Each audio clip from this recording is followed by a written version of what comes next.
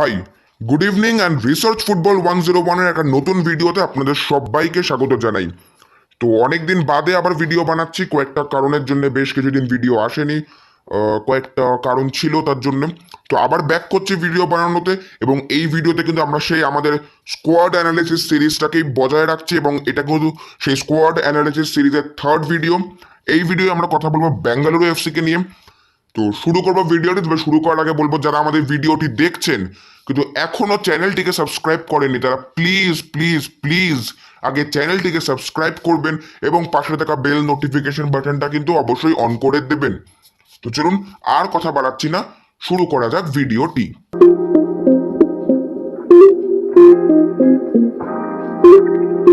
তো প্রথমে আমরা কথা বলবো বেঙ্গালুরু এফসির নতুন হেড কোচের দিকে। তো বেঙ্গালুরু এফসি কিন্তু তাদের আমরা দেখেছি গত বছরে তারা কিন্তু কার্লেস কুয়াদ্রাতকে স্যাক করেছিল আইএসএল চলাকালীন, এবং সেই সময় কিন্তু ইন্টারিম হেড কোচ হয়েছিলেন নওশাদ মুসা। বাকি কয়েকটা আইএসএল এর ম্যাচ কিন্তু তিনিই বেঙ্গালুরু এফসির দায়িত্ব সামলেছিলেন। কিন্তু এই বছর কিন্তু বেঙ্গালুরু এফসির এএফসি কাপ ছিল, এবং সেই জন্য কিন্তু তারা খুব তাড়াতাড়ি তাদের নতুন কোচ অ্যাপয়েন্ট করেন এই বছর। সেই নতুন কোচ কিন্তু মার্কো পেজিয়াওলি।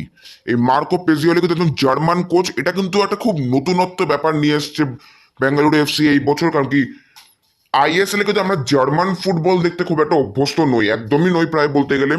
সেই জার্মান কোচ কতটা সফল হতে পারবে এটা কিন্তু সত্যিই দেখার বিষয়। এবার এই মার্কো পেজাওলির আমরা যদি স্ট্যাটসের কথা বলি, তাহলে উনি কিন্তু খুবই উচ্চপদস্থ একজন কোচ। উনি কিন্তু জার্মানির আন্ডার 16, আন্ডার 15, আন্ডার 17, আন্ডার 18 টিমেরও এককালীন কোচ ছিলেন, ম্যানেজার ছিলেন।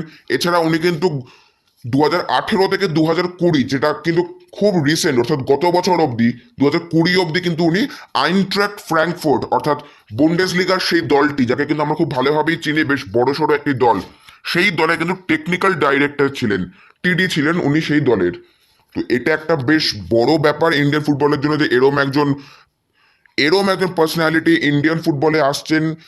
নতুনত্ব কিছু এক্সপেক্ট আমরা তাতে করতেই পারি, কিন্তু মেন প্রশ্ন যেখানে থাকছে সেটা হচ্ছে জার্মান ফুটবলের সঙ্গে কিন্তু ইন্ডিয়ান প্লেয়ার্সরা খুব একটা অ্যাকাস্টমড নয়, এবং কতটা মানিয়ে নিতে পারবে সেই বিষয়ে কিন্তু যথেষ্ট প্রশ্নচিহ্ন রয়েছে। তবে আমরা আশা করব বেঙ্গালুরু এফসির প্রত্যেকটা প্লেয়ার খুব ভালোভাবে খেলতে পারবে এবং তার প্ল্যানসগুলো ইমপ্লিমেন্ট করতে পারবেন। কারণ কি, আফটার অল ম্যানেজাররা শুধু প্ল্যান দিতে পারেন, কিন্তু সেগুলো ইমপ্লিমেন্ট করার দায়িত্ব কিন্তু প্লেয়ার্সদের। এবার যারা সেই দায়িত্বগুলোকে ইমপ্লিমেন্ট করবেন এই মার্কো পেজিয়াওলির, সেই প্লেয়ার্স কারা কারা রয়েছে এবছর বেঙ্গালুরু এফসির টিমে, চলুন সেই দিকে একবার নজর দেওয়া যাক। প্রথমেই আমরা কথা বলবো গোলকিপিং সেকশন নিয়ে, এবং গোলকিপিং সেকশনে কিন্তু সব থেকে বড় নাম সেটি হচ্ছে গুরপ্রীত সিং সান্ধু। 29 বছর বয়সী এই গোলকিপার কিন্তু খুবই পরিচিত মুখ ইন্ডিয়ান ফুটবল সার্কিটে। এখন ইন্ডিয়ার টপ গোলকিপার, এর ওপরে আর কোনো গোলকিপার কিন্তু ইন্ডিয়াতে নেই এখন, ইন দিস মোমেন্ট। তাই ওনার থেকে বড় কিছু আর হতে পারে না গোলকিপিং লাইনে, এবং ওনার থেকে কিন্তু ওনার সম্পর্কে বেশি কিছু বলা নেই। আমরা কিন্তু অনেক বছর ধরে আমরা গুরপ্রীত সিং সান্ধুকে দেখে আসছি ইন্ডিয়ান ফুটবলে, তিনি ঠিক কি ধরনের ফুটবলটা খেলেন, কতটা ভালো উনি সেভ দিতে পারেন, ওনার রিফ্লেক্স কিরম, এরম সব কিছুরই কিন্তু পরিচয় আমরা ওনার থেকে আগেও পেয়েছি ওনার বিষয়ে। তো এটা কিন্তু নিঃসন্দেহে বলা যায় যে এই বছর কিন্তু বেঙ্গালুরু এফসির টিমের প্রধান গোলরক্ষক কিন্তু গুরপ্রীত সিং সান্ধু। এছাড়া কিন্তু আর যে দুটি গোলকিপারকে তারা দলে রেখেছেন তারা, হ্যাঁ, সবাই আমরা জানি যে গুরপ্রীত সিং সান্ধু থাকাকালীন কিন্তু আর কেউই সেরকমভাবে এক্সপোজার পাবে না। তবে হ্যাঁ, ইয়াং প্লেয়ার্স তারাও, যেমন রয়েছে দলে 22 বছর বয়সী গোলকিপার লারা শর্মা। এই লারা শর্মা কিন্তু অনেক কিছু শেখার সুযোগ রয়েছে মার্কো পেজাওলির মতো একজন কোচের থেকে, তবে এক্সপোজার বেশি পাবে বলে কিন্তু আমরা মনে করি না। এর সাথে সাথে কিন্তু 3 নম্বর গোলকিপার রয়েছেন শারন পি। 21 বছর বয়সী এই গোলকিপারকেও কিন্তু বেঙ্গালুরু এফসির জার্সিতে দেখা যেতে পারে এই বছর। তো এই তিনজনকে নিয়ে কিন্তু আইএসএল মরশুম শুরু করবে বেঙ্গালুরু এফসি। এই গেল গোলকিপিং সেকশন। এবার আমরা চোখ রাখবো ডিফেন্ডার্সের দিকে। তো ডিফেন্ডার্সের দিকে প্রথমেই আপনাদের বলে দিই, বেঙ্গালুরু এফসি কিন্তু 3জন প্রপার লেফট ব্যাককে সাইন করিয়েছে এবছর। তো আমাদের প্রথমজন হলো পরাগ শ্রীবাস, নেক্সট হচ্ছেন অজিত কুমার। তো দুজনের বয়সে কিন্তু 24, এদের দুজনের থেকে কিন্তু হাই পটেনশিয়াল আছে। 24 বছর বয়সে দুজনেই লেফট ব্যাক, ফুল ব্যাকস, কিন্তু অফেন্সিভ ফুল ব্যাকস আমরা বলি বারবার, কিন্তু ওরা উইং দিয়ে অপারেট করতে ভালোবাসেন। এদেরও কিন্তু এক্সপোজারটা খুবই ভাইটাল, এবং আমার মনে হয় যে ওরা দুজনেই কিন্তু গেম টাইম পাবেন এই বছর। কারণ কি বেঙ্গালুরু এফসি কিন্তু প্রপার লেফট ব্যাক এই বছর সেরম কেউ নেই, তাই ঘুরিয়ে ফিরিয়ে কিন্তু মার্কো পেজাউলি এদেরকে ইউজ করবেন এই বছর। এছাড়া কিন্তু রয়েছেন 22 বছর বয়সী নাওরেম রোশন সিং। এই তিনজন লেফট ব্যাক, প্রপার লেফট ব্যাককে দিয়ে কিন্তু সিজন শুরু করবে। এছাড়া দলে কিন্তু দুজন প্রপার সেন্টার ব্যাক, তারা হলেন 32 বছর বয়সী ইন্ডিয়ান সেন্টার ব্যাক প্রতীক চৌধুরী এবং এবং 22 বছর বয়সী কিন্তু ইন্ডিয়ান ডিফেন্ডার ওয়াংগাম মুইরাং। তো এই দুজন কিন্তু ইন্ডিয়ান সেন্টার ব্যাক রয়েছেন। 22 বছর বয়সী যে সেন্টার ব্যাকটি রয়েছেন মুইরাং, তার কিন্তু খুব একটা এক্সপোজার পাওয়া সম্ভব বলে আমরা মনে করছি না, কারণ কি তিনি শিখতে কিন্তু অবশ্যই পারেন। হ্যাঁ, শেখার তার অনেক কিছু রয়েছে, এই বয়সে ইয়াং প্লেয়ার, অনেক কিছু তিনি কিন্তু জানতে পারবেন। সিনিয়ররা রয়েছেন তার কাছে, সুনীল ছেত্রীর মতন একজন লিডারকে পাবেন উনি নিজের দলে, তবে এক্সপোজার তিনি কিন্তু খুব একটা পাবেন না। তো এইবার আমরা চলে আসি রাইট ব্যাকের দিকে। বেঙ্গালুরু এফসি কিন্তু এই বছর মাত্র একজন প্রপার রাইট ব্যাককে সাইন করিয়েছে। এটা কিন্তু খুব টার্নিং পয়েন্ট, কারণ কি একজন মাত্র রাইট ব্যাককে সাইন করানো কিন্তু খুব একটা টিম রিস্ক নেয় না কোনো টিমই। তো বেঙ্গালুরু এফসি কিন্তু সেই রিস্ক নিয়েছে এবং তারা কিন্তু সাইন করিয়েছেন 24 বছর বয়সী ইন্ডিয়ান রাইট ব্যাক সার্থক গোলই। এই সার্থক গোলইকে কিন্তু আমরা গত বছর ইস্ট বেঙ্গলের জার্সিতে দেখতে পেয়েছিলাম।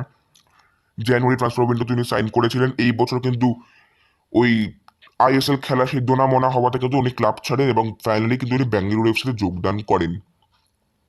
তো এই গেল ইন্ডিয়ান প্লেয়ার্সদের কথা। এবার আমরা যদি ফরেনার্স দেখি, দুজন সেন্টার ব্যাক ফরেনার কিন্তু সাইন করিয়েছে বেঙ্গালুরু এফসি।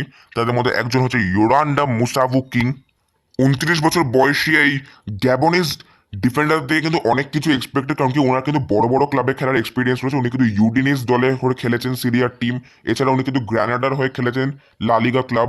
তো বড় বড় ক্লাবে খেলার কিন্তু ওনার অভিজ্ঞতা রয়েছে এবং ওনার দিয়ে কিন্তু পুরো টিম তাকিয়ে থাকবে। এছাড়া যে আরেকটি বিদেশিকে সাইন করিয়েছে ডিফেন্সে, সেটি হচ্ছেন অ্যালান কোস্টা। 31 বছর বয়সী ব্রাজিলিয়ান খেলোয়াড়। তো এই ছিল পুরো ডিফেন্স বেঙ্গালুরু এফসি। নেক্সট আমরা চোখ রাখবো মিডফিল্ডের দিকে। তো মিডফিল্ডের দিকে তাকালে প্রথমেই আপনাদের বলে রাখি, অনেক ইয়াং প্লেয়ার্স কিন্তু রিক্রুট করেছে বেঙ্গালুরু এফসির মিডফিল্ডে। যেমন রয়েছেন কিন্তু 22 বছর বয়সী মিডফিল্ডার বিশ্ব দর্জি। এছাড়া কিন্তু রয়েছেন 21 বছর বয়সী মিডফিল্ডার মোহাম্মদ ইমায়াত এবং কিন্তু অবশ্যই রয়েছেন দলে 19 বছর বয়সী আকাশদীপ সিং। তো তিনজন ইয়াং মিডফিল্ডারকে কিন্তু সাইন করিয়েছে এবছর বেঙ্গালুরু এফসি। অনেকটাই কিন্তু ইয়াং প্লেয়ার্সের উপর ডিপেন্ডেন্ট হয়ে রাখার বেঙ্গালুরু তারা দলে রিক্রুট করেছেন। দেখা যাক কজন গেম টাইম পান।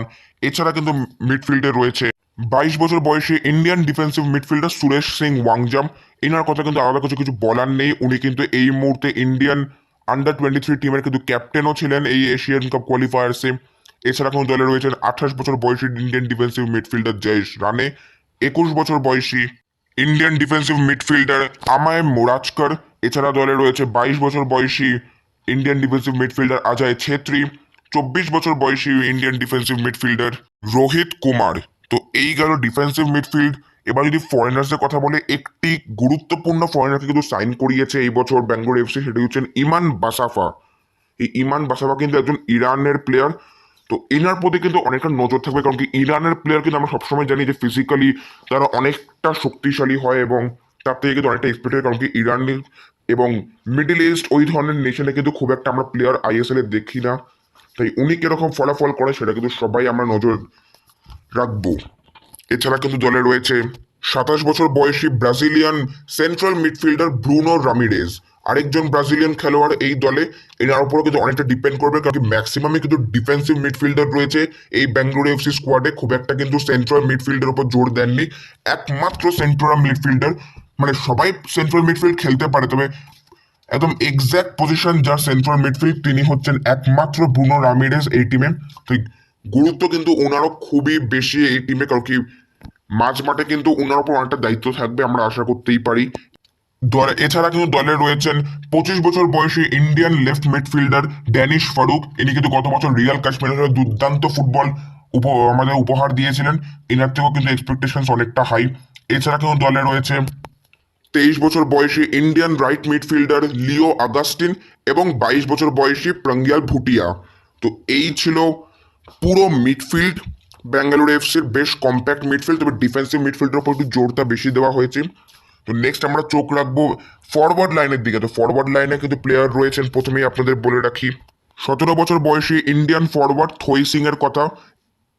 এবং দলে রয়েছেন 18 বছর বয়সী দামায়াত লিংডো এবং 21 বছর বয়সী ইন্ডিয়ান ফরওয়ার্ড শিব শক্তি। তো নেক্সট যার দিকে আমরা চোখ রাখবো সেটা হচ্ছে বেঙ্গালুরু এফসির টিমের একমাত্র লেফট উইঙ্গার অর্থাৎ আশিক কুরুনিয়ান, 24 বছর বয়স উনার, এবং এই দলে কিন্তু একটি মাত্র রাইট উইঙ্গারও কিন্তু রয়েছে এই বছর, সেটি হচ্ছেন উদান্ত সিং। উনার বয়স কিন্তু 25 বছর। বাকি যে কটা ফরওয়ার্ডের প্লেয়ার রয়েছে সবাই কিন্তু সেন্টার ফরওয়ার্ড সাইন করানো হয়েছে, যাদের মধ্যে প্রথমে আপনাদের বলে রাখি ক্লেইটন সিলভার নাম। ক্লেইটন সিলভা কিন্তু গত বছর থেকে বেঙ্গালুরু এফসিতে রয়েছেন। এছাড়া রয়েছেন কিন্তু দলে এই বছর যোগ দেওয়া প্রিন্স ইবারা। 25 বছর বয়সী এই কঙ্গোর সেন্টার ফরওয়ার্ডের দিকেও কিন্তু অনেকটা নজর থাকবে। ওনার কেরিয়ারটা কিন্তু ফ্রান্সে কেটেছে, বেলজিয়ামে কেটেছে, সব দেশের কিন্তু এক্সপিরিয়েন্স নিয়ে কিন্তু উনি ইন্ডিয়ায় বেঙ্গালুরু এফসির সাথে যোগদান করেছেন। ওনার দিকে নজরটা থাকবে। এছাড়া কিন্তু দলে রয়েছে বিদ্যাসাগর সিং। গত বছর সেই দুরন্ত ছন্দে থাকা বিদ্যাসাগর সিংকে কিন্তু এবছর দলে তুলে নিয়েছিলে বেঙ্গালুরু এফসি। এছাড়া কিন্তু দলে রয়েছে 20 বছর বয়সী Indian centre forward Harmanpreet Singh. গত বছর কিন্তু আমরা দেখেছি জানুয়ারি ট্রান্সফার উইন্ডোতে উনি এসসিস বেঙ্গলে সাইন করেছিলেন। খুব একটা ভালো ওনার সিজনটা যায়নি ওই সময়টুকু, তবে এই বছর কিন্তু তাকে বেঙ্গালুরু এফসির কালারে দেখা যাবেন। এছাড়া কিন্তু দলে রয়েছে 22 বছর বয়সী ফরওয়ার্ড এডমন্ড লাল রিন্ডিকা। এবং লাস্ট যার কথা বলবো, যার কথা না বললেই নয়, সেটা হচ্ছে ক্যাপ্টেন লিডার লেজেন্ড না আদার দেন সুনীল ছেত্রী। এই বছর কিন্তু তিনি বেঙ্গালুরু এফসির নেতৃত্ব করবেন এবং পুরো অ্যাটাকের দায়িত্ব কিন্তু তার ঘাড়েই থাকবে। কারণ কি যতই Prince Ibara, Clayton Silva, Harmanpreet Singh, Bidyasagar Singh দলে আসুক, মেন চালিকা শক্তি ফরওয়ার্ডের কিন্তু সেই সুনীল ছেত্রী।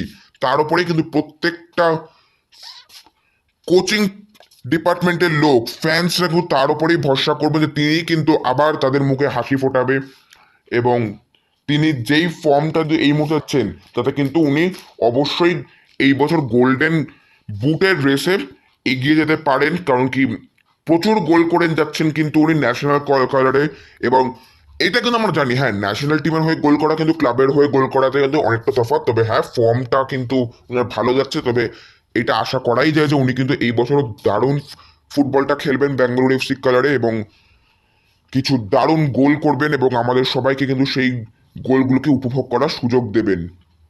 তো এই ছিল বেঙ্গালুরু এফসির ফুল স্কোয়াড। পুরো স্কোয়াডটা আমরা ডিটেলসে আপনাদের সঙ্গে শেয়ার করলাম। তো এবার যদি আমরা স্কোয়াডের উইকনেস এবং স্ট্রেংথের কথা বলি, স্ট্রেংথ কিন্তু অবশ্যই আমি বলবো তাদের ফরওয়ার্ড লাইন। হ্যাঁ, বেঙ্গালুরু এফসির ফরওয়ার্ড লাইনটা কিন্তু আমার পার্সোনালি, আমি আর কারোর কথা আমি জানি না, অন্য চ্যানেল হয়তো অন্য কিছু ক্লেম করতেও পারে, আমি জানি না, কিন্তু আমার মনে হয় এই বছর বেঙ্গালুরু এফসির ফরওয়ার্ড লাইনটা কিন্তু দারুণ হয়েছে।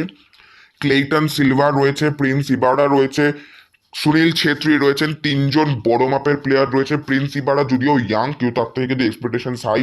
এছাড়া ইয়াং প্লেয়ার্সদেরও কিন্তু ভালোভাবে মিশ্রণ আমরা দেখতে পাচ্ছি। বিদ্যাসাগর সিং রয়েছে, হরমনপ্রীত সিং রয়েছেন এবং এডমন্ড লাল রিন্ডিকা। এই প্রত্যেকটা প্লেয়ারে কিন্তু দারুণ। এছাড়া কিন্তু উইঙ্গে সাপোর্ট করার জন্য অবশ্যই আছেন উদান্ত সিং এবং আশিক কুরুনিয়ান। পুরো সব মিলিয়ে অ্যাটাকিং লাইনটা কিন্তু বেশ কম্প্যাক্ট। এবং লিও আগাস্টিনকে আমরা যদি মিডফিল্ডে হিসেবে কাউন্ট না করি, উনিও কিন্তু ফরওয়ার্ডে এসে দারুণ কিছু খেলে দিতে পারেন আমরা জানি। তাই লিও আগাস্টিনকে আমরা যদি ফরওয়ার্ড লাইনে কাউন্ট করি, ওভারঅল কিন্তু পুরো টিমের ফরওয়ার্ড লাইনটা দুর্দান্ত লাগছে। প্রচুর গোল করবেন আমি আশা করি এই বছর বেঙ্গালুরু এফসি, প্রচুর গোল করবে। কিন্তু উইকনেস যদি আমি বলি, তাহলে উইকনেস কিন্তু একটু মিডফিল্ডার লাগছে। কারণ কি অতিরিক্ত কিন্তু ডিফেন্সিভ মিডফিল্ডারের দিকে চোখ রেখেছিলেন হয়তো কোচ মার্কো পেজাউলি। তো অনেকগুলো ডিফেন্সিভ মিডফিল্ডার হয়ে গেছে এবং সেন্ট্রাল মিডফিল্ড মানে মিডল অফ দ্য পার্কে খেলার মতন প্লেয়ার কিন্তু খুব কম। হ্যাঁ, একদিক দিয়ে ভালো ডিফেন্সিভ মিডফিল্ডার নেওয়ার, ডিফেন্সে কিন্তু সাহায্য করতে তারা ইন টাইমস অফ নিড নেমে যেতে পারবেন এবং ডিফেন্সিভ কোয়ালিটি শো করে দলকে গোল হজম করা থেকে বাঁচাতে পারেন। কিন্তু হ্যাঁ, কখনো কখনো কিন্তু সেন্ট্রাল মিডফিল্ড অর্থাৎ যে বল প্লেয়ার, যারা কিন্তু ফরওয়ার্ড লাইন ডিফেন্স লাইনের মধ্যে কোঅর্ডিনেট করে বল খেলাবেন, সেরকম প্লেয়ারেরও দরকার আছে। এক্সেসিভ ডিপেন্ডেন্স কিন্তু আমার মনে হয় ডিফেন্সিভ মিডফিল্ডের ওপর হয়ে গেছে। এবং রাইট মিডফিল্ড, লেফট মিডফিল্ডও কিন্তু জোর দেওয়া হয়, কিন্তু সেন্ট্রাল মিডফিল্ডে কিন্তু একমাত্র ব্রুনো রামিরেসকে সাইন করায়। তো একজন ফরেনার যে কিনা প্রথমবার খেলতে আসছেন ভারতে, তার উপরেই একমাত্র পুরো সেন্ট্রাল মিডফিল্ডের দায়িত্বটা ছেড়ে দেওয়া আমার মতে কোথাও যেন একটু ল্যাক অফ, আমি বলবো ল্যাক হয়েছে। কারণ কি আরেকটু যদি ওরা ডেপথ বাড়ানোর জন্য দেখতো, বেশি এক্সপিরিয়েন্স নয়, একটু ইয়াং প্লেয়ারও যদি ওরা আনতেন সেন্ট্রাল মিডফিল্ডের জন্য হয়তো আরো কিছু বেটার হতে পারতো। ডিফেন্সটা কিন্তু ওভারঅল কম্প্যাক্টই লাগছে, গত বছরের থেকে কিন্তু খুব একটা শাফলিং তারা করেননি। হ্যাঁ, দুজন নতুন ফরেনার্স এসছে, তবে দুজনেই কিন্তু বেশ ভালো মাপের ফরেনার এবং আমরা এক্সপেক্ট করছি তারা কিন্তু এফসি কাপের পর থেকে বেশ ভালোই নিজেদের মধ্যে মানিয়ে গুছিয়ে নিয়েছে এবং তারা কিন্তু ভালো ফলাফল করবেন। গোলকিপিং সেকশন নিয়ে তো কোনো কথাই নেই, গুরপ্রীত সিং সান্ধু ছাড়া তো আর কোনো অপশন আমি দেখছি না যে কিনা ফার্স্ট টিমে চান্স পাবে বলে। তো এই ছিল আমার ওপিনিয়ন পুরো টিমের ব্যাপারে বেঙ্গালুরু এফসির। আপনাদের যদি মনে হয় যে বেঙ্গালুরু এফসির অন্য কিছু স্ট্রেংথ আছে বা উইকনেস আছে, সেটা কিন্তু অবশ্যই আমাকে কমেন্ট করে জানাবেন। তো এই ভিডিওটা এই অবধি ভালো লাগলে কিন্তু অবশ্যই লাইক কমেন্ট শেয়ার করে দেবেন। চ্যানেলটিকে কিন্তু অবশ্যই সাবস্ক্রাইব করতে ভুলবেন না। করার পর কিন্তু পাশে দেখা বেল নোটিফিকেশন বাটনটাতে অবশ্যই অল অপশন অন করে দেবেন, যাতে যখনই আমরা কোনো নতুন ভিডিও দেবো সেটার নোটিফিকেশন কিন্তু ডাইরেক্টলি আপনাদের মোবাইল ফোন বা কম্পিউটারে চলে যাবে। দেখা হবে পরের ভিডিওতে, ততক্ষণের জন্য thank you and good bye.